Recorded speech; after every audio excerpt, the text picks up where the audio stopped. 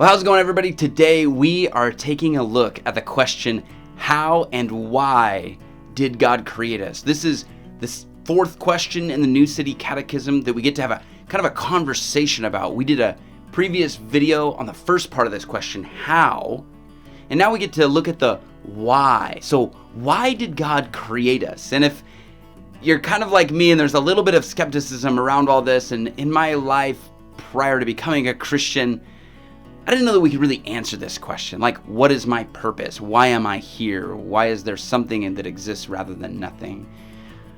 But I love that when we search Scripture and when we look and when we pursue God, we find the answer to why we are here. We find the answer to our existence and our purpose. So I'm excited to share a few thoughts with you in this video. So let's get into it.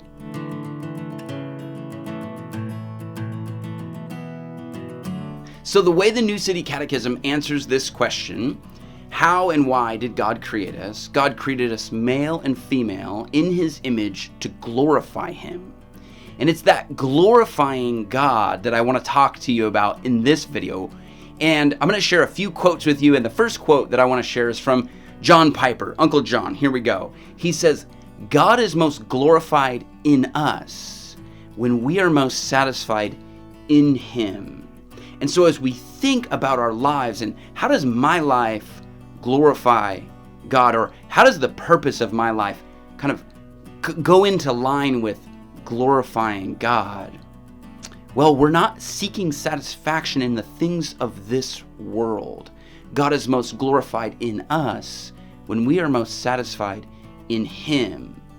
And so you see that in people who are not daunted by their failures, who are not overly impressed with themselves when they're successful, but kind of just go through life knowing that their primary purpose, the reason for them being there, is really to be satisfied in their personal relationship with God. And it's not that the things of the world are unimportant, but they just find their proper context. So love John Piper here. God is most glorified in us when we are most satisfied in Him. Another quote that I want to share with you, similarly, this is from St. Augustine, and he writes in his Confessions. This is a prayer, and in his prayer he says, "You have made me for yourself, and my heart is restless until it finds rest in you." And so I have been made for God, to be in relationship with God. And when that relationship is faltering or out of whack, or that relationship has distance, then I'm on edge, I feel that angst of not being near to my purpose, not being near to truly who I am.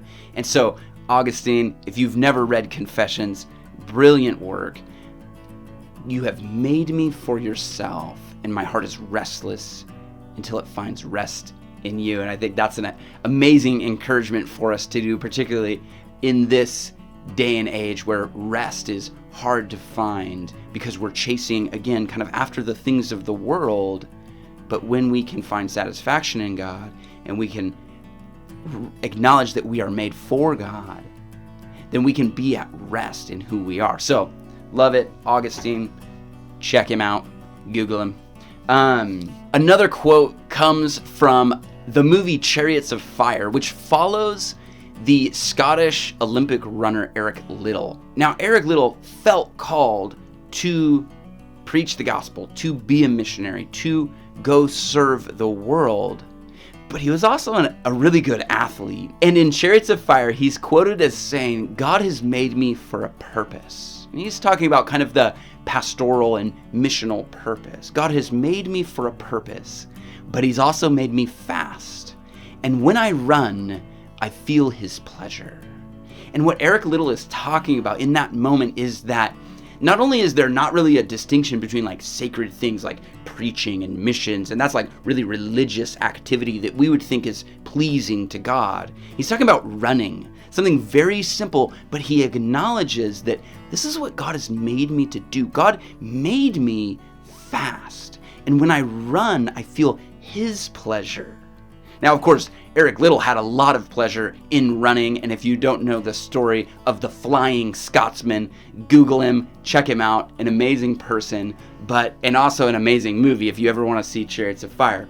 But no distinction there between what we think is religious and pleasing to God and what we think is common, running, or maybe God has made you a good cook. So cook for God. When you cook because you know that that's how God has made you. Or maybe you're a musician, or you are a nurse. Whatever God has made you for, that purpose, that calling in this world, when we do that thing for God and not for ourselves, then not only is that pleasing to God, but it's also very pleasing to us. We find a great deal of enjoyment and satisfaction in doing those things that God has made us for, which kind of takes us on to another conversation about our calling and about our giftings. And so maybe we'll do another video on that subject, but you probably already know some of the things that God has called you to, because those are the things that you enjoy doing and that you do well. And that when you do them, again, we're not doing it for ourselves, but we're doing it to glorify God. So I hope that's encouraging for you. I know just 3 quotes. We're not necessarily breaking down the Bible, but again, we made another video kind of introing this question from the New City Catechism. And so here we just wanted to encourage you about what it means to live in such a way that you glorify God. And certainly, as with all of these, there's more to be said on this. I look forward to making more videos and hanging out with you guys here in this channel, listening to your conversation, reading your comments, and I look forward to making a few more videos here soon, and got a lot of ideas kind of packed in my brain, so hopefully I can get those out onto the camera for you guys, and look forward to being with you when I do.